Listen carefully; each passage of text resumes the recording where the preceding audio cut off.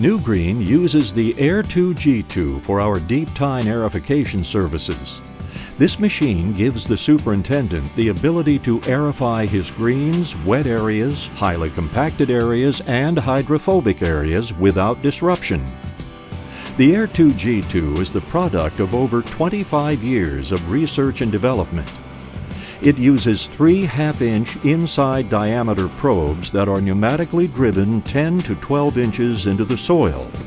The compressed air is injected 18 to 24 inches horizontally in all directions, causing in the fracturing and displacing process from the subsoil to the surface. The machine is then moved 3 to 4 feet, and the process starts over again. The air pressure being forced into the ground immediately gives the soil a greater porosity, killing fungus and bacteria, and releases all the positive nutrients that are trapped and latent in your compacted areas.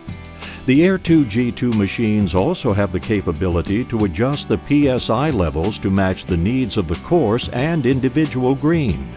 The spacing and size of the probes eliminates the typical disruption caused from the traditional solid, pencil, and deep tine verification.